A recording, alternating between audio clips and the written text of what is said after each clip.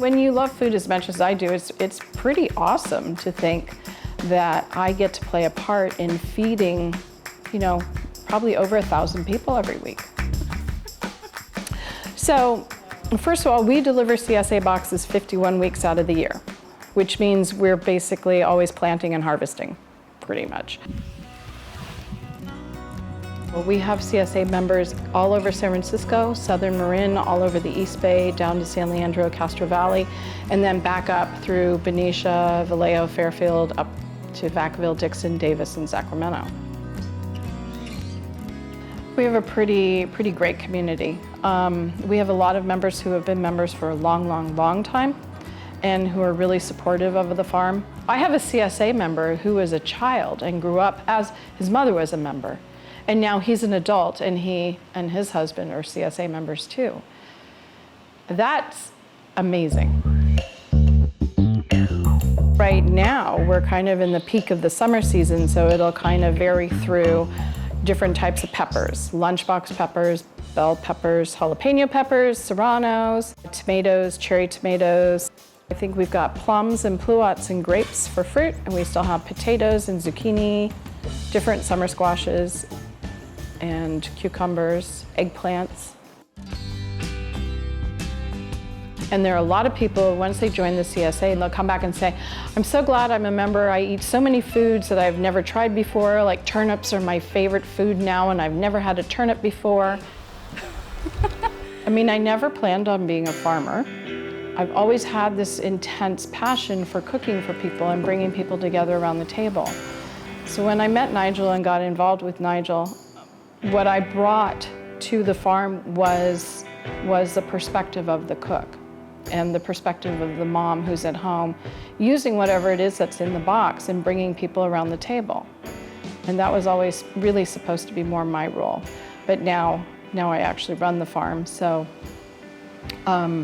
it's still my biggest focus, is trying to figure out how I can get more people interested in eating from a box and getting them sitting around the table, enjoying a meal together.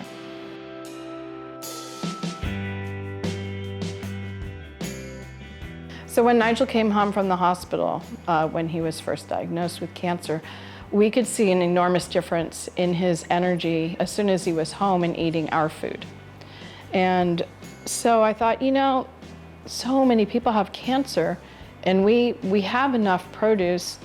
So I asked him, I said, I'd like to set up this program and donate 10 CSA boxes every week to people who are fighting cancer.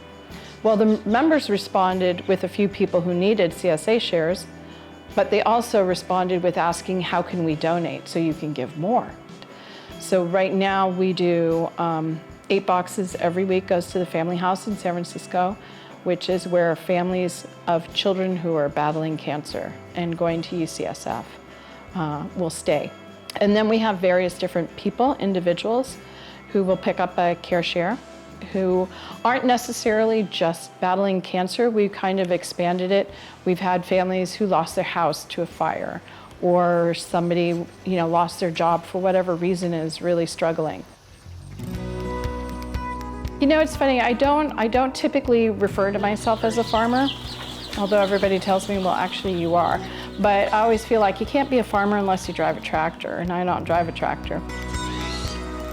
There are so many moving parts to running a farm, like making sure the gas cans are filled, making sure the water bottles for the crew are filled, making sure they have all the packaging that they need, making sure we've got the right plants coming in at the right time, and ordering seeds for direct seeding. There's just so much. And then in addition to the produce boxes, we do all the essential oil products. We do dried lavender bunches. We use dried lavender buds to make salts, and then also infuse oils to make body care products. COVID happened. This is the world that we're living in.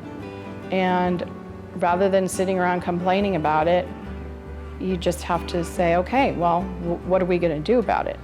And I realized that for a lot of our members, coming to the farm was an enormous relief for them. It was an opportunity to be outside in nature. It was an opportunity for their kids to just run around freely.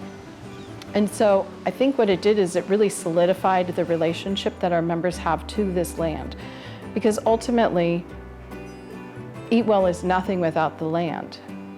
And I am not an owner of the land. I'm the caregiver of the land. I take care of this land and I share it with our members, because without them, I have nothing. What would you tell a brand new farmer? Here's my advice if you want to do this. Make a lot of plans, because your plans will probably change. You know, my grandma used to always say, God willing and the creek don't rise. Well, now it's God willing and the fires don't start. So, life is life. There are hard times, there are good times. In every single day there will be hardships. Every single day there will be blessings. You cannot allow the hardships to hold you down. You just have to kind of keep going. You know, be willing to try something new.